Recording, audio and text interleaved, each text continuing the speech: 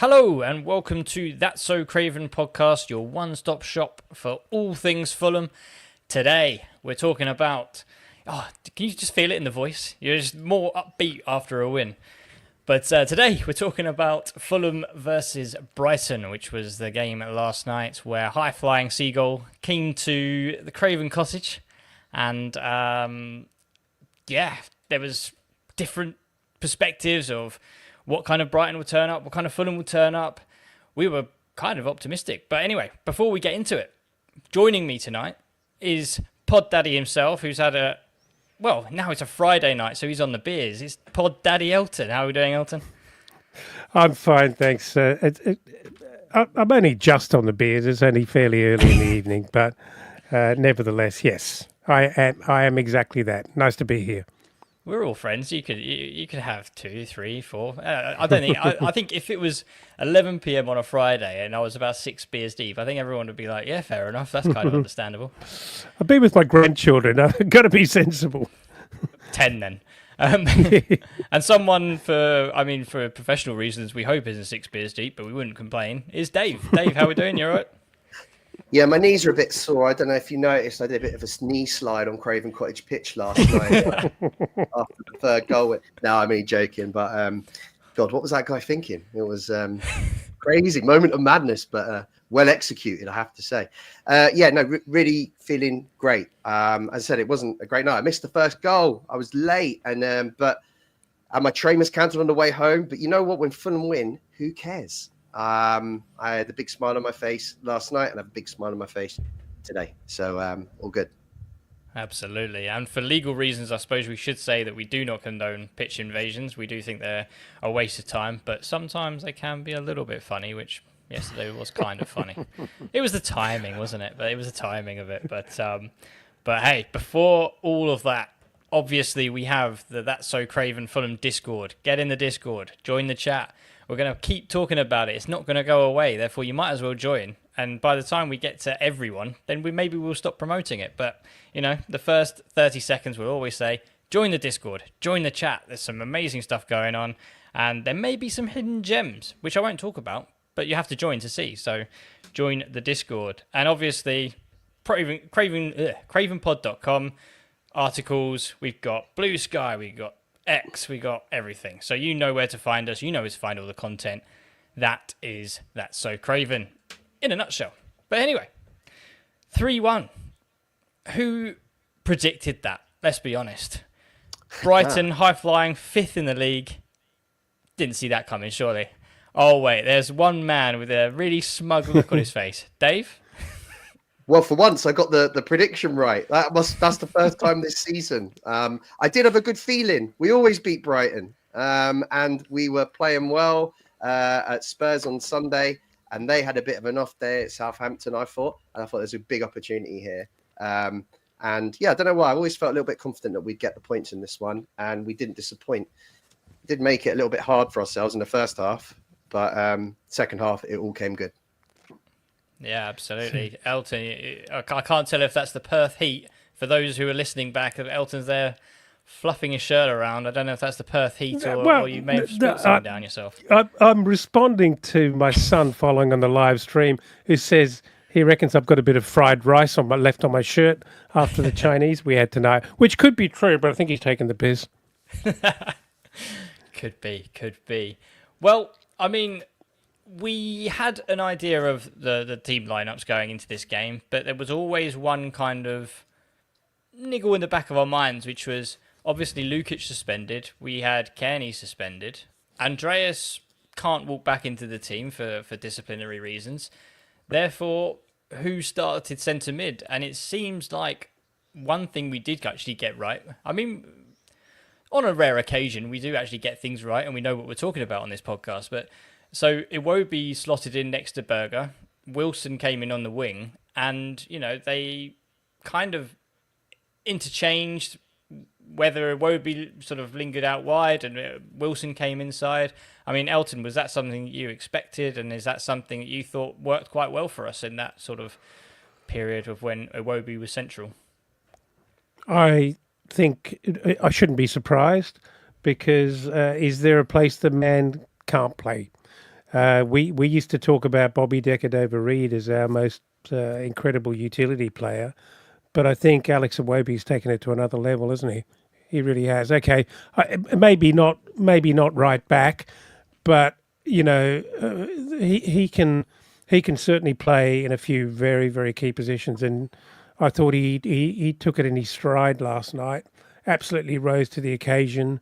Looked very happy to be doing a lot of heavy lifting in defence, where I normally think of him as actually a playmaker, carrying the ball forward and doing, a lot of dangerous things moving forward. But I thought he was absolutely superb last night, absolutely superb, and he's just growing and growing in terms of what he means to the fans and this football club. Is he not?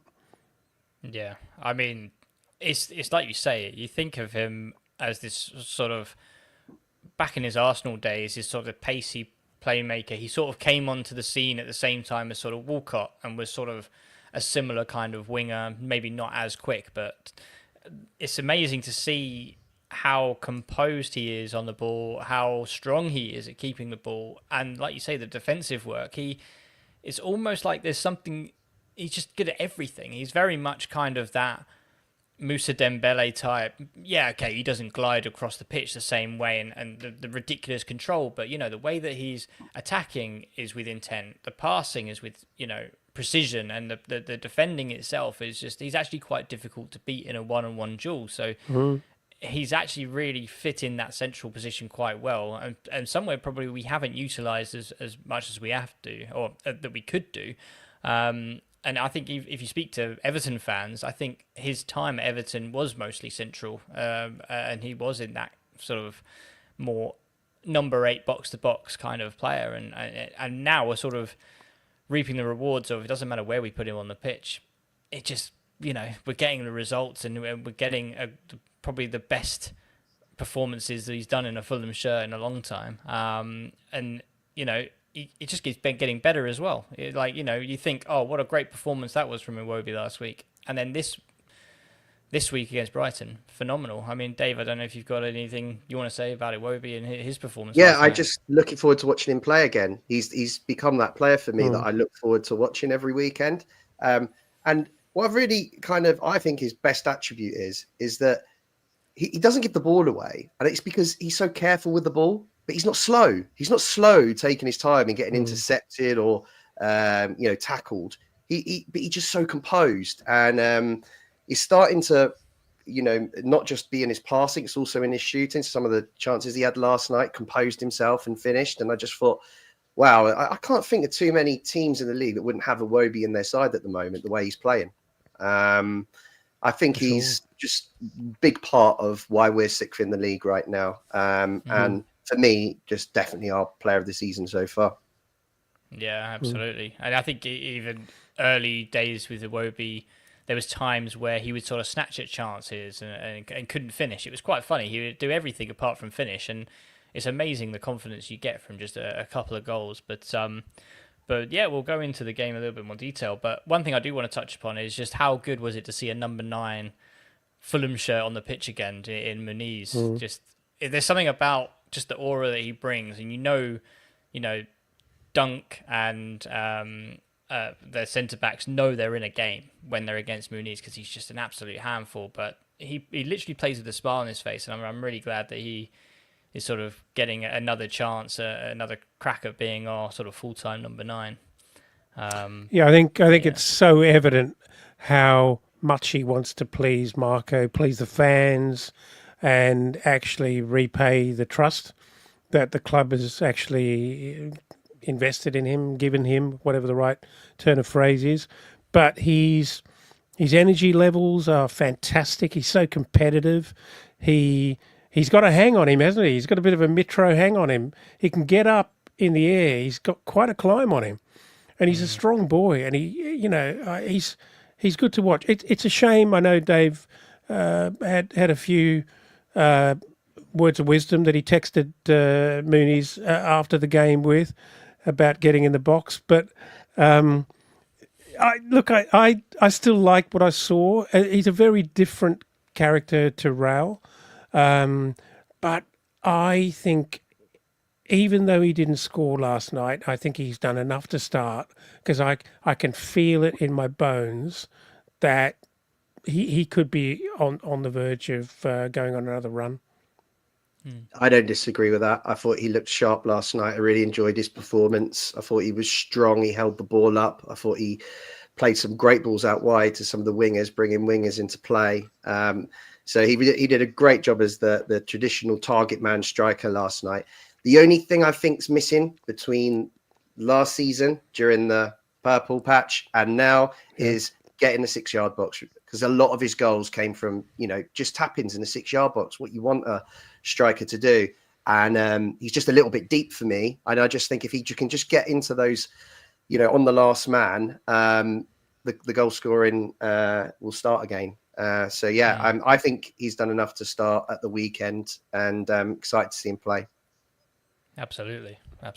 And I just love the chaos he brings. It's almost like Darwin Núñez type, where you don't know what he's going to do. You just lump the ball up to him, and you're like, I found myself just watching as the ball kind of hangs in the swirling winds at Craven Cottage last night. You're just watching him, and he's grappling with Dunk. Dunk doesn't want to be in that kind of position where he's kind of almost like got him in a headlock type thing without the physicality of actually giving away a foul. But it's really awkward to watch, really awkward to defend against, and that's what you want. And you just want the ball then to sort of fall to your players like Iwobi and Smith Rowe, and then the wingers coming into play.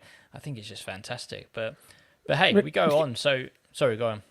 Oh, I was just going to say, I've been talking about it. We have all been talking about it. Our last line of defence been fantastic this year, led by Anderson, Kenny. I mean, all of them. It would be unfair to single any of them out, to be quite fair. They've all done a slightly different job and done a brilliant job. And defensive midfield is really, really coming together. And the wingers are starting to look dangerous. And you're absolutely right. There is no great team without that ball of energy up front. Darwin Núñez is a really good example where it's just truly threatening, and it just puts something amongst the defenders. And even if he doesn't score, that level of chaos means they've got to mark him so closely, creates other opportunities. Got to have it. Absolutely got to have it. And I reckon Marco would have loved his performance last night. Absolutely loved it. I think we all did. Absolutely. But no, so moving on to the first goal, and don't worry, Dave, I won't come to you, seeing as you missed the goal. But Elton, it was quite clear that, the game plan from the get-go was this is a Brighton team that like to have the ball. We want to shut down the passing avenues as quickly as possible and get in your face, and it paid off. Yeah. Yeah, I mean, we were putting them under a lot of pressure. They were trying to play like we do, dare I say. And, the goalkeeper looked like he had a bit of a brain snap at that point. It was very similar to that pass that Leno did. I can't remember who it was, but Leno did a crazy short pass to, can't remember who it was. Rowe, isn't it? Yeah, almost identical position. And to your point, Iwobi was so calm. I know if that was the training ground, he'd put that away, 99 times out of 100. But it's 3 or 4 minutes into a match, and you don't expect it, and it's an opportunity, and it's moving quickly, and there are defenders all around you trying to close it down. And he was very, very calm. He caressed the ball, side-footed it really beautifully into the net to finish it. Made it look easy, but he really pounced on an opportunity. And we were always talking in the Premier League how, if you make a mistake, teams punish you. So often we don't punish teams, and he did. And, you would have, it was a bit like Son last week, should have put that goal away, and we took that chance and put it away. And, it was fantastic. No, I mean, you can't say any more than that. And Dave, I assume you watched the highlights. If you've got anything to add. Yeah, no, yeah, look, it's a goalkeeping error, but really composed finish from Iwobi, and I think it was really important that we got ahead in this game because I know we'll move on to it, but I personally thought Brighton took over a little bit after that. Certainly from when I got in the stadium, and which was just after the goal. It did feel a little bit like they were the team that was causing, had the attacking intent, getting in behind, getting chances. And I was really impressed with them, actually. I thought their build-up play was, really, really good. Not many teams press us back like that in the first half of games at home. So credit to them for that. But it did limit the rest of the chances that we made in that half because we were kind of on the back foot. Yeah, and I think the only other chance that we really kind of had was, I think there was a Iwobi again, just from the chaos of Muniz we were talking about, puts Iwobi, I say through on goal, but he was bearing down on goal, didn't really have the pace to get away, and kind of the ball gets kind of stuck under his feet, I think. But like, we were really seeing some successes from their defence not handling the press very well. But like you say, after that, it was very much Brighton controlling it. A lot of play coming down their left hand side with Mitoma and Estepunian against Castagna. So I was noticing quite an imbalance of Wilson potentially either sort of coming centrally or trying to get close to Muniz, which was leaving the width quite open.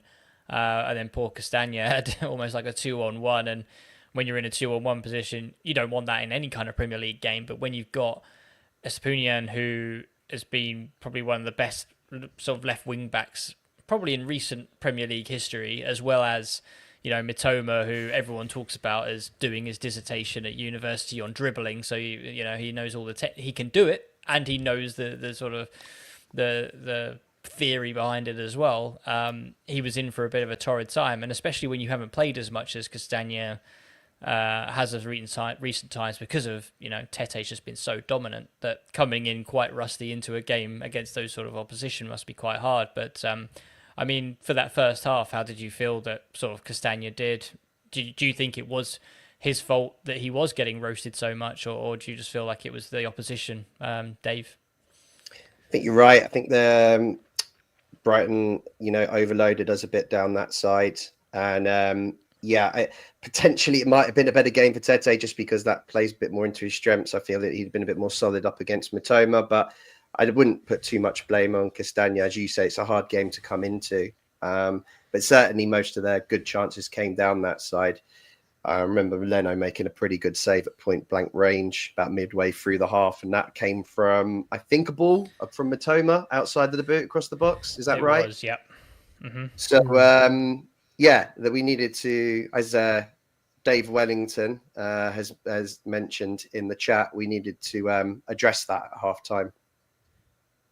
To be fair, though, I know Mitoma's highly rated, but I never think that he does that well against Fulham. I always think we seem to kind of have his measure. tTo always does, definitely.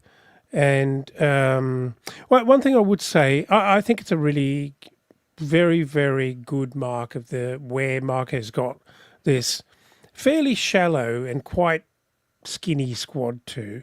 That you've got the likes of Timmy Castagna, who comes back, played some international football, hasn't played a lot of Premier League football, gets an opportunity to come back in and slots in really very, very well in a difficult game. I mean, they're a very, very good side. You got Diop, has played very little football, comes in for Anderson, absolutely slotted in. He's had another good game last night, I thought. He didn't shine, but he didn't put a foot wrong, and I thought he was very, very good, and even the guys. If you think about the number of changes we've had in the number 8 over the last 6 weeks, it's been Pereira, Iwobi, Lukic. Yeah, it's a lot of change in there, but somehow they're performing at a very, very high level. No, you're quite right, and I think it really is kind of credit to Diop. I would say Diop has probably got the hardest position to slot into, I think, because that's been a problem position for us since the sort of Tosin decided to up sticks and leave. And for someone who has been at the club during the sort of tough time, where we couldn't really solidify that position, that we had to bring Anderson in to then come back into that position and still play at a similar level that Anderson was showing. I think it is real credit for Diop to having to step up, and I think Marco's quite right, called him a very good professional in doing so. So I think that is definitely credit to him. And look, it was really tough on that right hand side. So I was quite fortunate that I sit in. I say fortunate. It was quite hard to watch, but it was in H6. I had the Diop and Castagna in front of me. The press was relentless from I think João Pedro. Then you had Mitoma, and I'm now going to forget the name. It might have been Baliba, who were just pushing everything, and they were really shutting us off from going left. And this would be one for Kish to look at when he's back from his holiday. But they felt like they were pushing us right every time. Sort of get the ball over to Castagna and get him to deal with it. And there was a couple of times where Castagna was sort of kicking it straight out of play, trying to find Iwobi, and Diop doing the same. And I mean, there was people around me that were saying, "Oh, Castagna this, Diop that," but I was just thinking, you know what? They're so under the cosh and don't really have that much time to sort of relax that, you know, these kind of passes are going to happen. And this is where, you know, Muniz comes in terms of dropping the ball high up to him and just seeing what he can do with it, and just seeing if we can just gamble off of that second ball from when he's battling with the centre backs. But no, we can't talk about the first half without mentioning Bernd Leno. Fantastic. I think really early on the signs were there. João Pedro was put in behind, and then obviously the point blank save that you mentioned from Adingra. You know, we take an early lead, but, you know, we go into that second half, you know, 2-1 down. We potentially have a different game on our hands, and I think that's definitely down to Leno. So, I mean, for you guys, I mean, how instrumental has Leno been, Elton, for not even just today, yesterday, but for the season? I mean, he's got to be up there as like one of the top 4 in the Premier League this season, surely. Yeah, I mean, you know, it's a bit cliche, but unfortunately, goalkeepers, like wicket keepers, are just expected to do the job. We don't notice them when they're doing their job, and when they are consistent in terms of both stopping the shots, starting the build up, actually being part of the defensive line. You know, Leno's good with the ball at his feet, and he is, you know, it's very easy to forget how good a keeper he actually is, and we're very lucky to have him. I love the guy. I think he's absolutely solid as a rock. I really like him. Dave?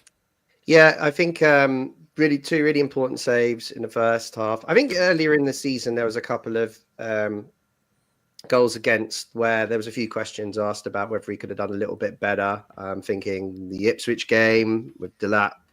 I'm thinking the West Ham goal as well. I think there was some people were mentioning, could he have done a bit better? But I think, you know, now in this moment in the season, I think that he is, you know, playing really well. And he's, you know, we're not conceding loads of chances directly at him. But when we do, he's there and he's doing his job. You think back to that Brentford game a few weeks ago when, you know, they obviously had that one chance from long range, which was, you know, unsavable really. But then right at the end, when we needed him, Burnt was there. And that's really valuable. So, yeah, he's in a good place at the moment and helping the team when we need him to. So long may that continue. Yeah, definitely. I think instrumental to our league position. I think there's been some really crucial moments which can't be forgotten, but not just from last night, from other games as well. But no, that first half, I think there was some big blocks from Bassi. You know, we were quite under the cosh. Going in at 1-0 was probably, favourable, I would say, just from the way that we were playing. probably nothing to do with how we were playing, more about how Brighton were playing. They just seemed to be really on it and moving the ball around. And I think, as David Wellington mentioned, Marco talked about a tactical change. So Brighton normally play with 2 strikers. They dropped one of the strikers out and added another in midfield. So potentially they knew about our weakness of, Lukic out, Kearney out, kind of inexperienced in the middle there, and decided to try and take a hold on that. And that did kind of work for them in that first half. But we did see the tweaks coming into the second. And I think it's early on, I think it's the goal for Brighton. I don't think it could have been stopped. There's no real point where I say, that's exactly where we went wrong. High ball up to João Pedro, knocks it down to Baliba. Clean strike, right in the corner. Probably what Brighton deserved. But from that moment on, we saw some changes, and I think it was quite interesting to see. For me, it was Nelson and Emil Smith-Rowe probably had one of their quietest games I'd seen in a Fulham shirt. There was an element, and you can call me out on being harsh here, feel free, but there was an element of what I would just call laziness from Smith-Rowe particularly. I think Nelson is guilty of it a little bit. We saw it for the Spurs goal where he tried to pass on to Bassi, who just wasn't aware and didn't track his man. And I think that's where we sort of saw some fullbacks yesterday, where I don't think Smith-Rowe was putting in enough of a shift. I don't know whether he was carrying a knock or he looked like he was sort of playing in that general way. But the benefit of the doubt I would give Nelson is that, the one time, I think there was 2 times where he actually did his normal knock and run. Once where Van Hecker then took him clean out and got a yellow card. And then the second where he took it past, I think it was Dunk. And, as soon as he got past him, his hamstring goes. So maybe that was probably tight most of the game and he didn't want to push it. And the moment that he did push it, it was just too much for him. But I don't know. Do you think I'm being harsh that I thought that they were probably the right subs? I think there's a moment where Smith-Rowe and Nelson need a little bit of a kick and say, you're not at Arsenal anymore.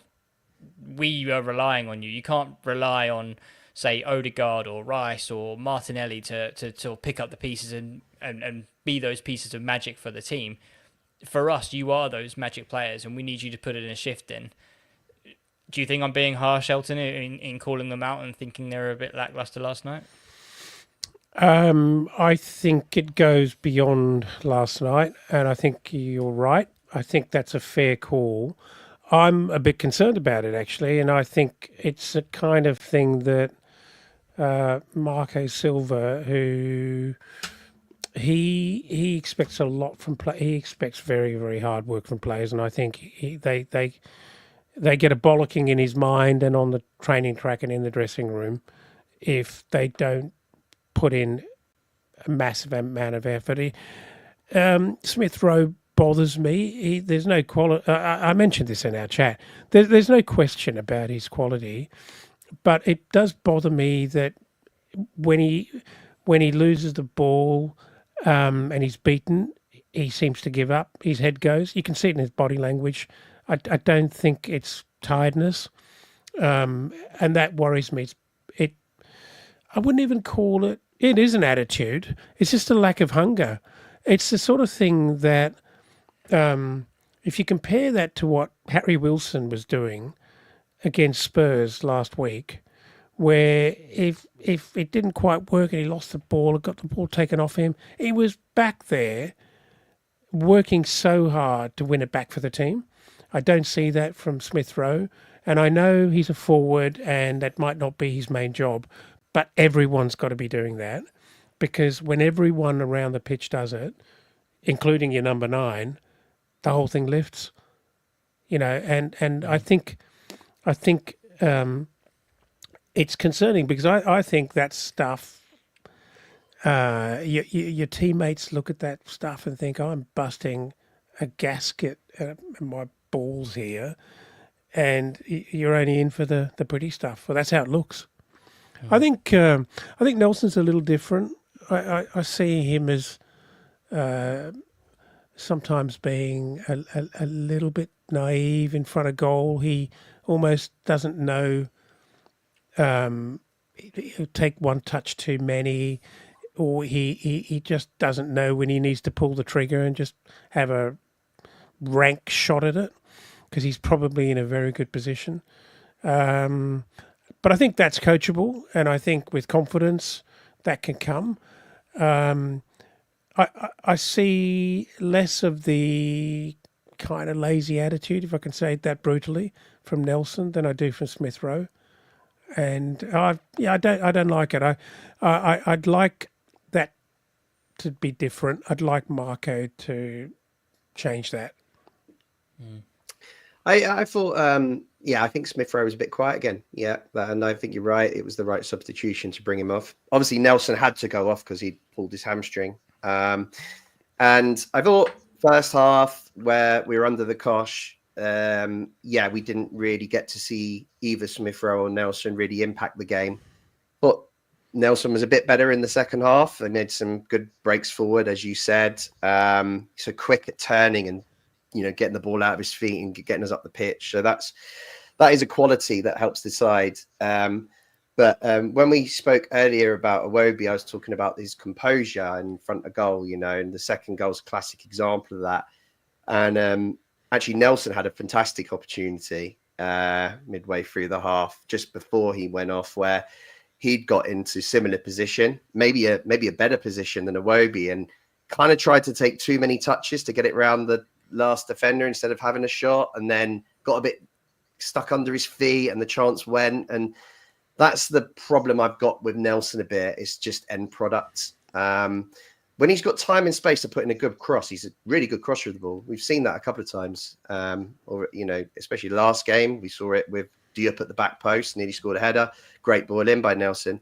Actually, when it comes to shooting, he's still got his head down at his feet. He's not looking up to see, the goal in front of him. And he's going to need some coaching to get that out of his game. So that was a forced change. But those are the right two players to depart at that point.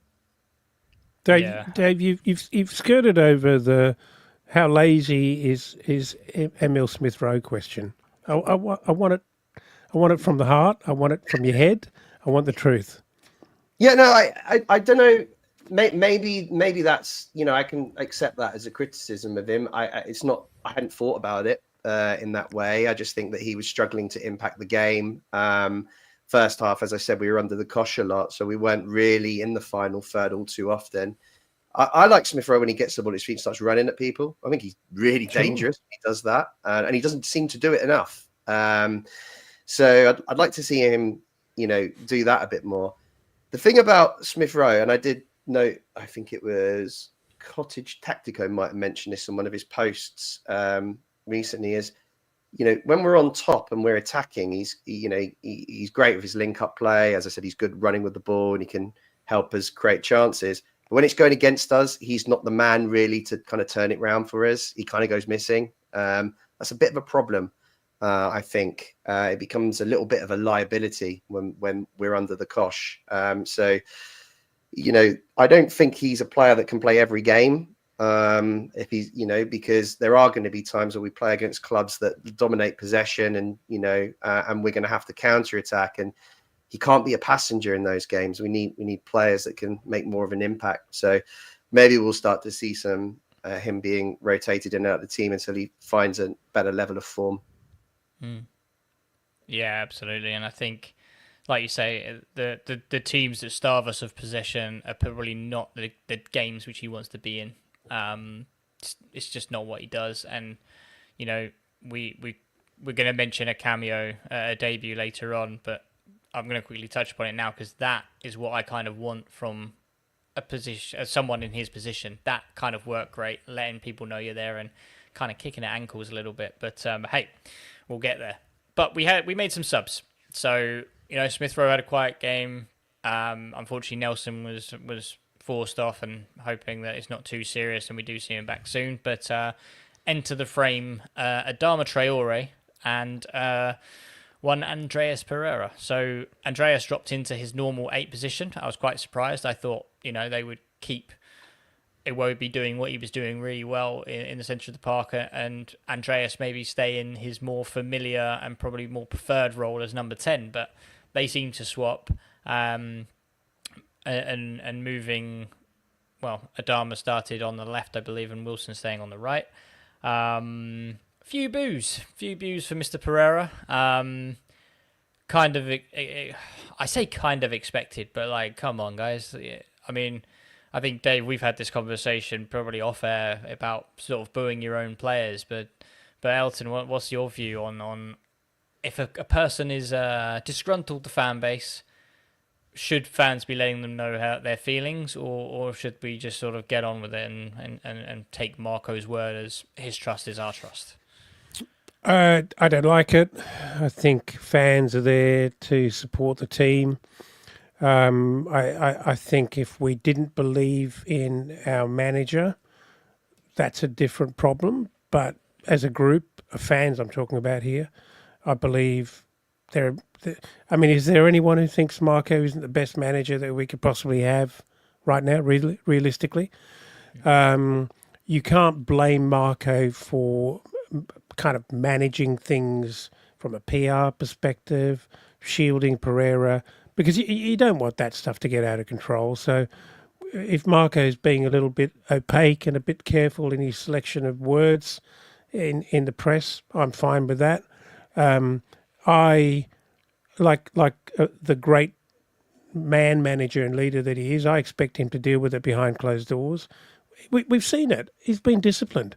He's not even on the bench. He's left out completely in a big game.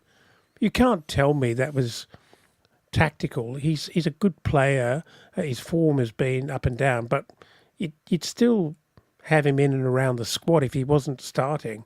So for him to be out of, not featuring in the game at all, is a clear statement that something's gone on.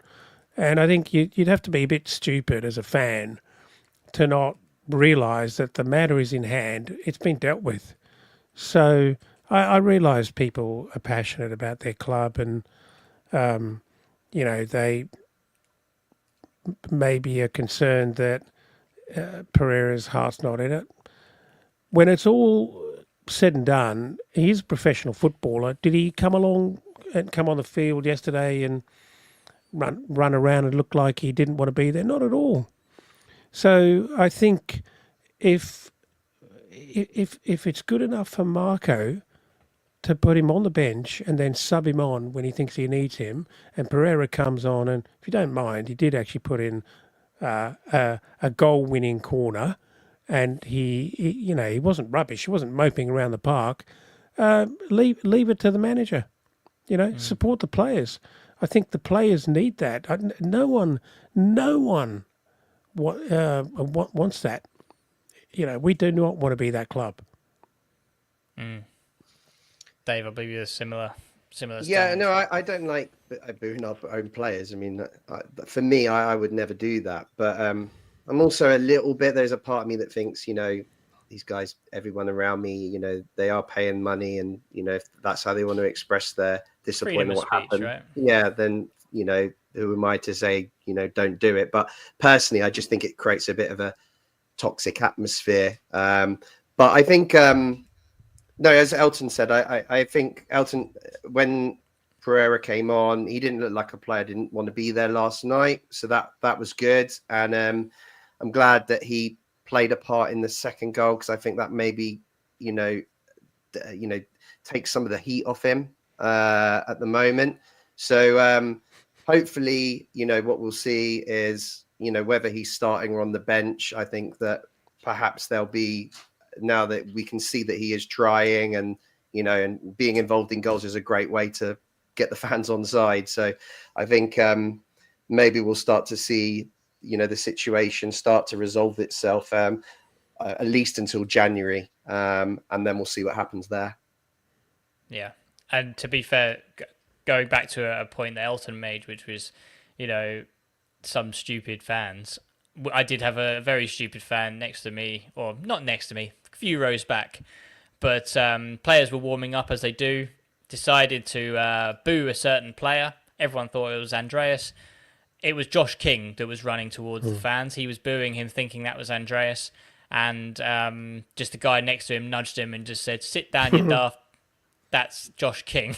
And he just sat down. But no, I mean, you touched upon it fantastically, which was, I think it was either the first or the second corner that Andreas put in, and it was in front of my block, and there was a chorus of boos while he's about to take a corner.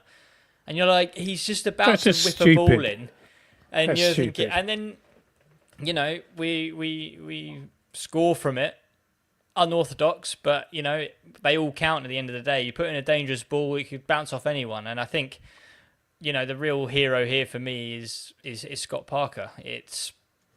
He let a man go 4 years ago for this day for this goal 4 years later. So Scott Parker is a genius. He had a plan all along. But, Castagna, I think he gets a little bit of a touch, maybe more of a touch. Flicks off the rear end of O'Reilly, and, they all count at the end of the day, and 2-1. I thought it might have skimmed Mooney's head, actually. There was 3 players claiming it. Okay. I don't mind. There was Castagna I don't care. reeling away.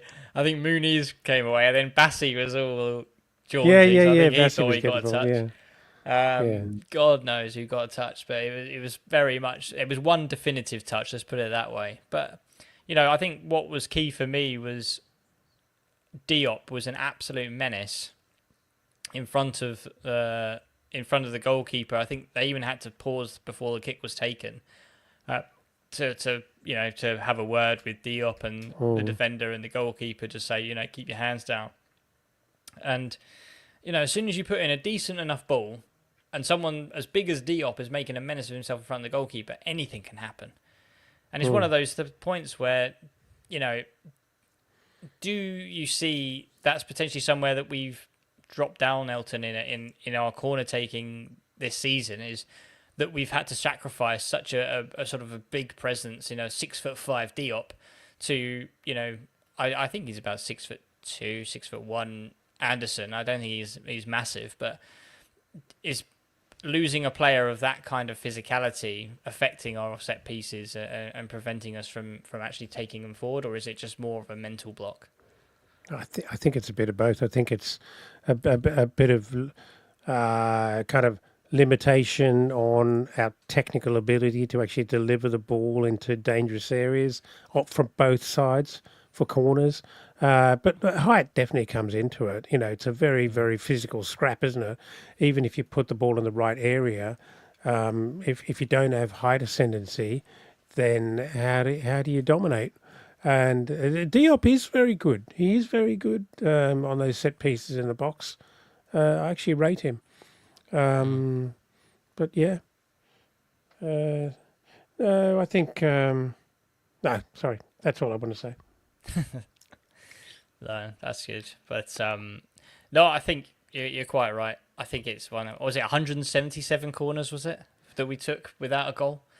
I think that's got to be a Premier League record. I mean, to be fair, there's probably like one in that Derby County season where they only got 11 points, so they probably didn't score a corner all season, but there's got to be something pretty similar. But, I mean... Actually, sorry, Skippy, just before you go on, the one last thing I would say about this whole booing thing of Andreas, look, the one common thing that, Dave mentioned, people pay their 100 quid or whatever they pay for their ticket, and they've got a right to express themselves in the way that they can. I don't think everyone's got a right to express themselves, including being an idiot. But the one thing we do have in common is that we all want our football team to win. And if you think that kind of behaviour from the stands is going to help the players and help the fans all have a great experience on the day, you're daft. You're absolutely stupid. So if the one common thing that we all have is that we want our team to win, that can't be a very good contribution from the stands. It's stupid. So I'm not buying it. No, absolutely. I think you're quite spot on there. And I think we're all in unison, so I'm happy with that. But, 2-1, we seem to be a bit more comfortable in the game. And suddenly the the tide's turned. That we're bringing on players, Raul, who's been in some good sort of goal scoring form. I believe Josh King came on for his debut. But in the same way that, Brighton made their changes, that, João Pedro, Adingra, O'Reilly came off, and it wasn't really the same sort of intensity. And I think sitting at 2-1, Dave, with, Jimenez and Josh King entering the frame, did you feel a bit more comfortable? Did you feel that this was something which we could see out, or did you feel like it was just we needed that other goal and it was slipping away? No, I felt we were very much on top at that point. And fortunately, the changes, we didn't lose intensity, and we kept creating chances. So that just shows like the strength of our squad, I think, that we can make, changes and still. And we've been doing this all season, really. We've been great off the bench, really. The players that have come on have really made impact. So it's nice to see that happen again. And it's great to see a 17-year-old academy player get a run out, wasn't it? So I thought that he did absolutely fine. He was busy and getting involved, so I was pleased for him. I saw the little video that they put out from the club website afterwards. He looked chuffed to bits that he'd made his debut, so that was really nice to see. Won't be the last time we see him for sure. I think he'll be more and more involved in the squads as the season goes on. So, it was good that after the changes, we didn't lose intensity. And as I say, I think at that point we were very much controlling the game. And it was, of course, it was the third goal came fairly, not too long after, if I remember right. Was it the 87th minute, the third goal, I think? So it wasn't 87. Yeah. It was about 10 minutes after, I think, the second goal, if that's right. I don't know. But they, So it came reasonably quickly after. And at that point, we did take the game away from Brighton. And we touched on that third goal a little bit earlier. But I've watched that quite a few times today. I really, really enjoyed it. I just, another assist from Robinson, by the way. He's really racking them up this season. Is that his fifth? Fourth or fifth? Fourth, I believe, and the most assists by a Premier League defender this season. Yeah, fantastic. I mean, that said, Iwobi had lots to do. He didn't exactly put it on a plate for him, did he? No, he didn't. Iwobi had to he stumbled past the first defender, did well to keep hold of the ball. And he wasn't even looking at goal, which was quite interesting. He he was going away from goal, kind of towards the edge of the box. But he's just got this kind of, I suppose it's a sign of a confident player. He just seemed to know exactly where the goal was, and in true composed style, managed to find a shot that found the corner. It might have been a slight deflection, but it was more or less going in that area. And fabulous goal. And just as I say at the start, I just so pleased and so excited to go and watch Alex Iwobi play every week at the moment. He really deserved that, I thought, for his all-round performance yesterday. Man full of confidence, isn't it, Elton? Yeah. It was quite funny. It was quite comical, actually, because I think that he was kind of messing around with it. They looked like, as you mentioned in the chat before we went live, it looked like he was going to get a kick. There was a lot going on, and he somehow managed to get it out of his feet. But he's doing it easy at the moment, isn't he? And he's absolutely loving it. And what I do enjoy about it is that he's the heartbeat of this team at the moment, both on and off the pitch. He's obviously an incredibly well-liked guy. He's a funny guy. He and Bassi are just, nuts together. I can't understand them when they get going. I think he's doing it for fun at the moment. And I think everyone is really enjoying it. It's proper vibes, isn't it?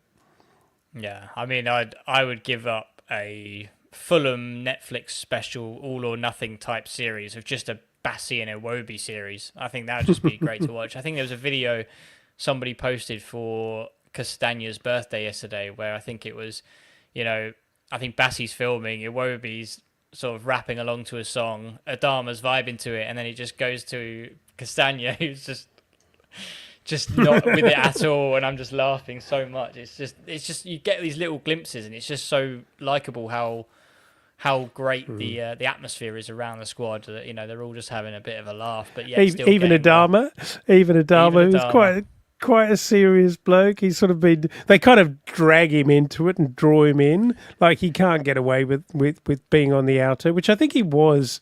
I felt like he was when he first joined the club. He felt like he didn't really fit in, and I was a bit concerned that it took a long time, didn't it? He wasn't going to enjoy his time at Fulham. But I think those guys are so funny and so kind of, I don't know, natural that they just don't take anyone seriously.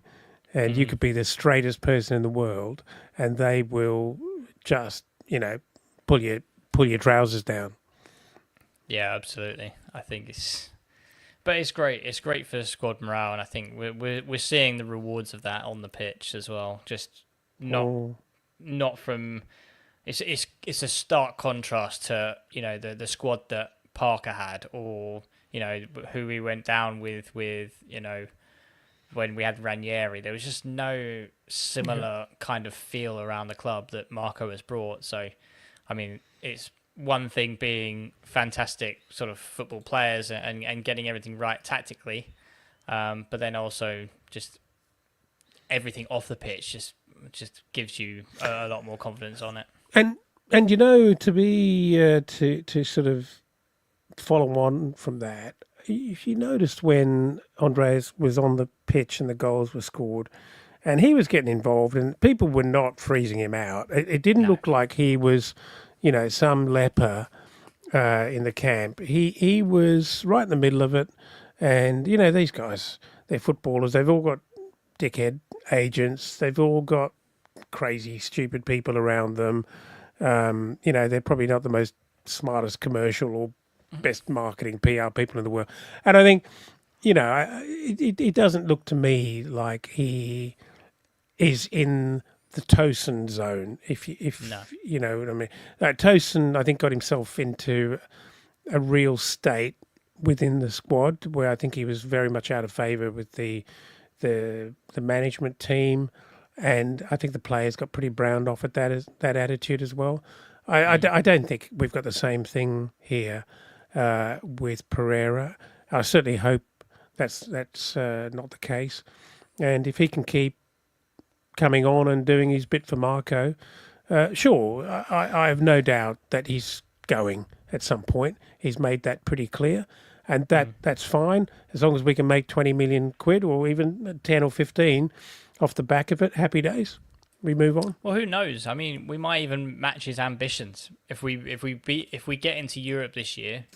I mean, I'm not saying that he's going to be our starting midfielder in Europe, but I don't think he starts for Marseille either. But I mean, are we potentially, the way that we're going, could be on the same level as Marseille anyway, and that he might be saying, well, I'm settled here, I know the manager, I know the players, why would I disrupt that for European football elsewhere when that's what I've got at home, but time will tell. We'll see. I mean, I know I glanced over it in the chat, but Steve Reynolds saying, would Andreas be here in January? I think yes. Personally, I think it's more of a summer transfer. I can't see him forcing a move out in January, but unless something drastically changes, but unless you guys have a different view, I can't see him leaving in January and gone February. I think if someone comes in and puts the money down that we want, then I could see him leaving. He's not, clearly there's been an issue there with Marco, and Andreas has kind of said that, he's always looking out for opportunities and contacting his agent when there's links to see if they're real. That sounds like a player who wants to leave. So I think the only way he'll leave is if his agent's able to find him a club that will pay the fee. We'll see if that comes to fruition or not. Yeah, no, I think you're quite right. But I mean, on his current form, I can't see anyone putting the money up, to be honest. But it's good bet. You say that if he can stay around the Brazil squad, that's that's good for valuation. And if he can keep getting minutes in internationally, and Fulham stocks rise, and he's playing a part and getting a couple of assists, maybe a few goals, I think someone will take him on. I actually think Yeah. he'll be better suited to one of the European leagues where it's not quite as fast and you're not under so much pressure on the ball. Because when he's got time and space, he's a wonderful player. Just doesn't get it very often in the Premier League because of the style of football. I think I could imagine him in Italy being real standout player with that much time. So I think it'd be a good investment for a European club. I think maybe it would work for both parties. But we need to get the right fee. We can't let him go for peanuts. And I think it'll be interesting to see in January if there's any links. The thing that always amazes me about players is that when you're a club and you're desperate for a key player, in a key position, and you're a little bit short on quality, and names are mentioned, it's funny, but the petulance factor, we quickly dismiss that as being a major issue. People just look at the quality when you're desperate for a player in a position, and you kind of go, no, we can deal with that. It'll be different when he comes to us. And all the fans are going, oh, he's a problem. And the other fans will be thinking, no, we can take him on. We can integrate him. It'll be fine.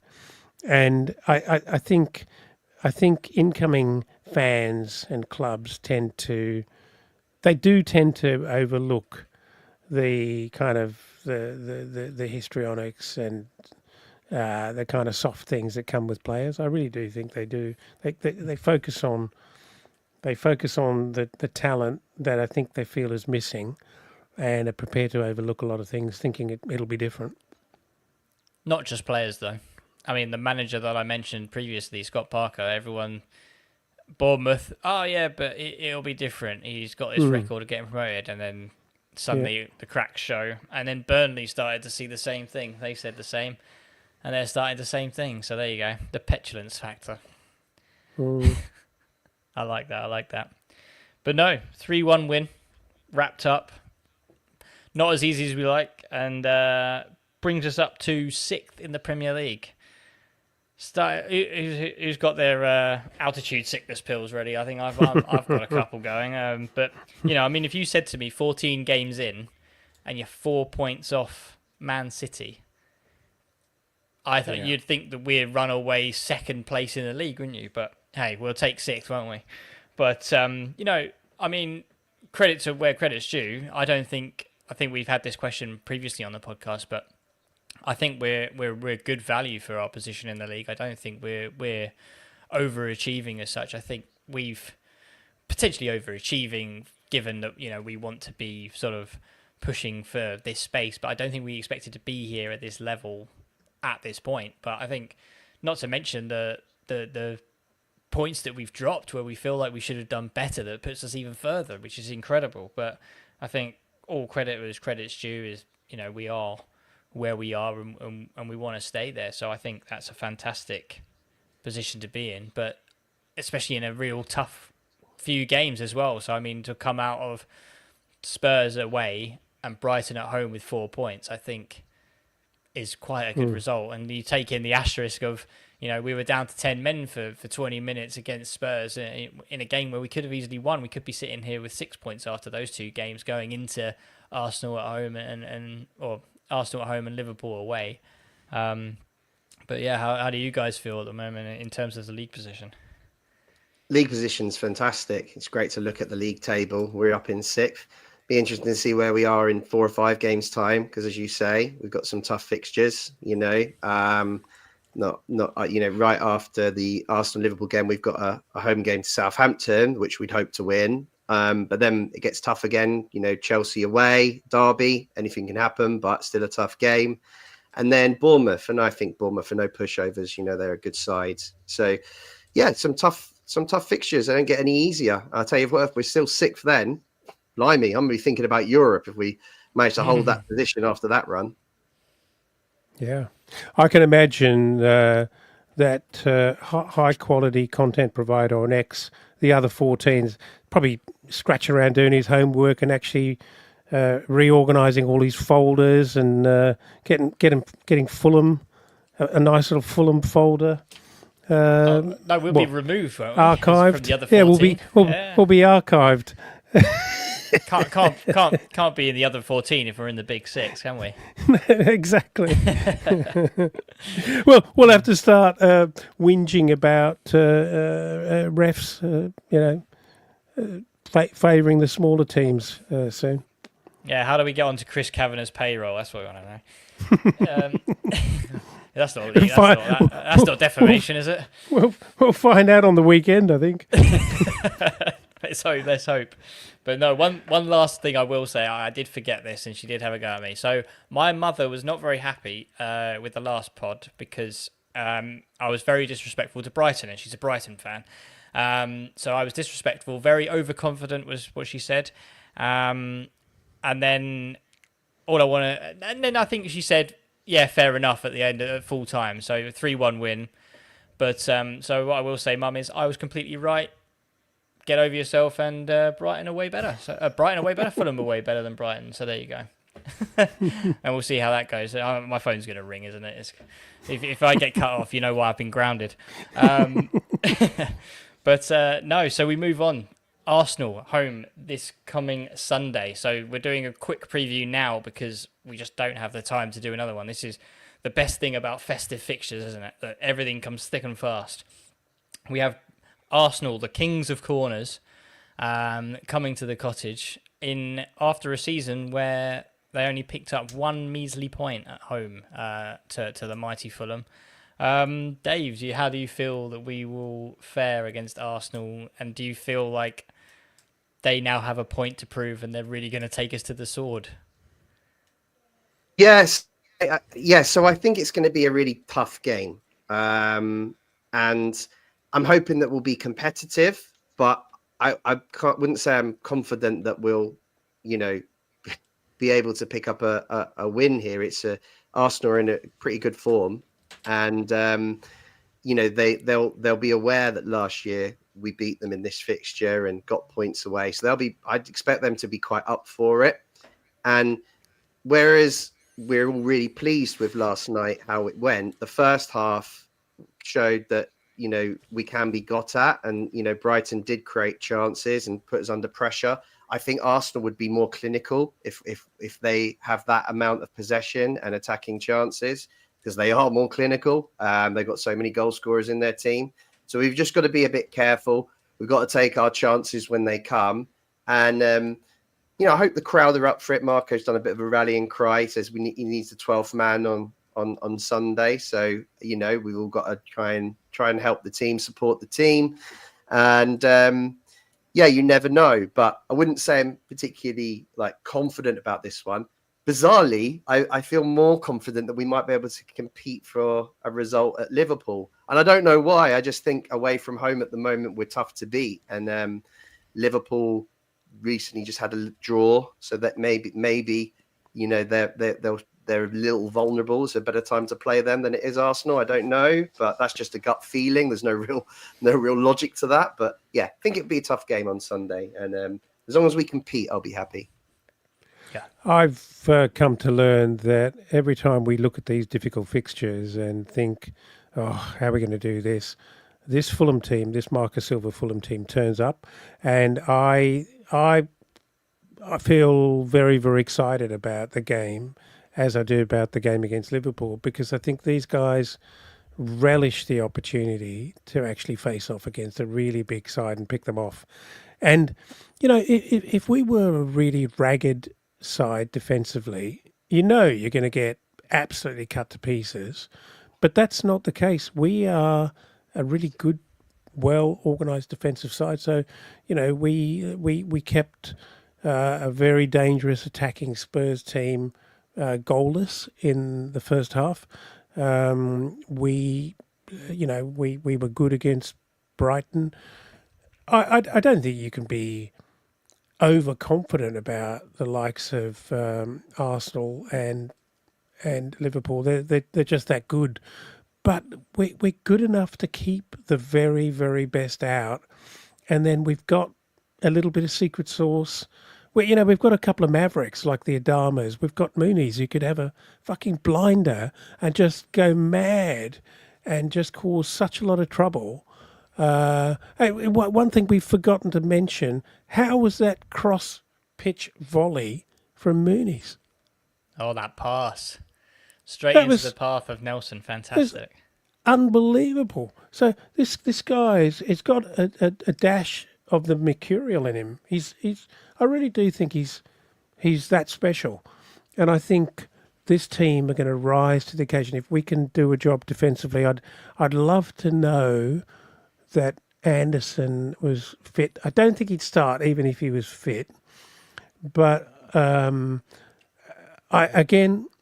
Diop doing an absolute. The problem with Diop's defensively, he's great, but we do lack a bit in terms of just that ability to creatively play out at the back when Anderson's not there. And against the very, very good teams, you kind of want that element. Obviously, Reece Nelson would not play anyway on the weekend, but I'm kind of hoping you want to hope that he's not going to be out for too long. But I was talking to Jack about it today, and he said, "Wonder how bad that really was." It feels like he went down pretty hard to me. I think that was a bit nasty. That looked Pulled a bit up nasty. quick. That looks like weeks to me. I cannot see him back soon. It's fine. We've got Adama, but there's just beyond Adama and Harry, it's skinny, isn't it? Yeah, Who's behind Martial that? Godot could probably do a cameo when you're getting a bit tired in the 80th minute, but again, Or against Liverpool, against Arsenal, bit well, much to ask. those teams, you're not going to be Yeah, getting much luck out of the wingers anyway, if I'm honest, because you're just not Yeah, really seeing fair, the ball. You're probably fair. better off with sort of Sessegnon adding a bit more of a defensive cover as a winger potentially, but no, I think I completely agree with your assessment. Really, like on our day, I feel like we can beat anyone. I think we can give anyone a good game, and we talk about Arsenal being these goal scorers from corners being their thing. A key element of that is Gabriel, and at the moment he's touch and go whether he's going to play. So that will be an interesting one. I mean, Kivior and Saliba, I believe, played against Man United, but you stick Muniz in between them, I don't think they want to be in that game. Saliba potentially be a bit more comfortable as a French international, but Kivior, I don't think he wants to be there. If I was Marco, I'd be like, right, you stand on Kivior, you give him hell, and you make things happen, because I reckon the first ball up to Muniz and he's hassling him and Kivior doesn't want to be there, then he's in for a tough day. But I think that's one of the key battles for me. It's just, Arsenal are going to press us high. Martinelli, Saka, Havertz, they're not defensive players. They're going to stay up. They're going to want the ball. They're going to give our fullback to torrid time. We probably won't see Robinson getting forward much, just for the threat of Saka on that sort of our left, their right hand side. But I think if you can get the ball up to Muniz to battle, just even if he can get any kind of flick onto Adama Traore, who has to come in for an injured Nelson, who is also tired and can't play against sort of his own club. But that's where you're going to win those battles. And I think with Lukic coming back is going to be very, very key. Lukic and Berger, holding and protecting that back four, trying to sort of crowd out any space that Odegaard can have. I think that's going to be another key battle. But honestly, I can see weaknesses in this Arsenal team. It's going to sound really optimistic and it's going to sound probably deluded to some people, but watching Arsenal this season, I don't think they're unbeatable. And they don't seem to be the same kind of level as Liverpool at the moment. Liverpool are running away with the league. They're getting some fantastic results, but I mean, there's a reason Arsenal are only like 5 points off us, I think. They've dropped points. They're unbeatable. They are beatable, but coming to the Cottage is a hard place. It's somewhere that Arsenal haven't fared very well recently, even a loss last year. And I would argue that our team is much, much better than it was last season. Would I say that Arsenal have improved on last season? I actually think they've dropped off, personally. They're not sort of in that top 2 where they want to be.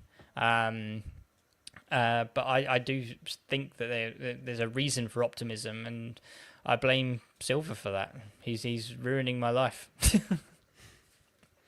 But, I mean, if I had to push you guys, predictions.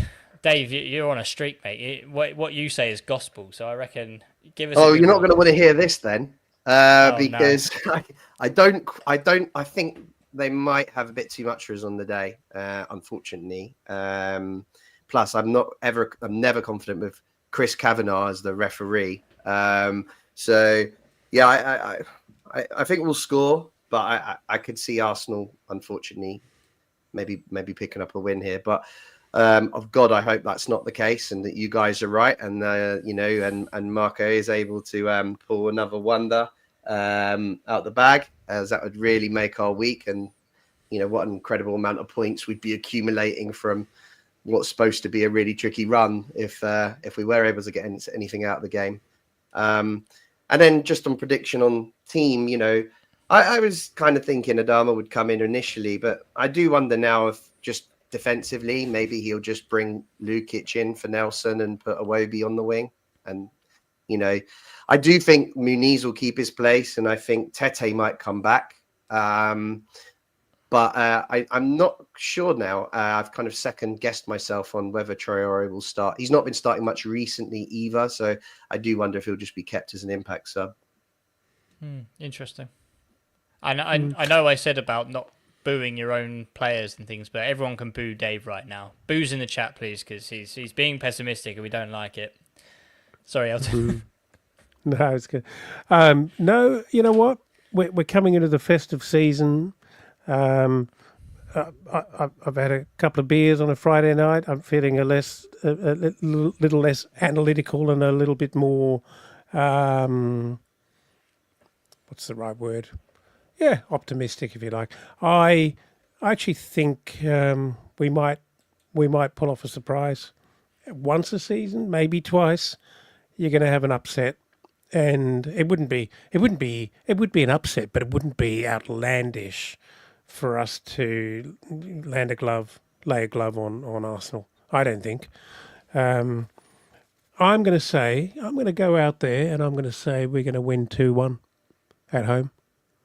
The other interesting thing is that Bassi, 1 yellow card away from a ban. And we need him. We need him to at least be around. Now, I know, but who would you rather have? It's still a big it's still a big ask, isn't it? Yeah. Yeah, I'd really want to see Bassi against Liverpool. I think we need him. And I mean, it's not going to be long before he does get a 1-game ban. But yeah, we need to get through these games. Yeah. Well, I'm going to keep mine short and sweet. I think it's going to be a 2-2 draw. I would love to say that we will beat them, but I do feel like a draw is more than achievable. I do think they're going to score, but I do think that they'll be vulnerable and we will score as well. But Sir Nerd, he comes into the chat. So, guys, if you're listening to this on the podcast or wherever you listen to your podcasts, we do live or stream on YouTube. We do answer your questions in the comments. So if you want your questions answered, please come into our live streams and you can ask away and we can pick your questions. But Sir Nerd, says, would you guys be upset with 0 points against Arsenal? I mean, I'll go first. I would say no, I wouldn't be upset. I mean, this is the game of the season which you write off looking at the fixture list. I think anything Arsenal, Liverpool, Man City, home and away, you kind of write off.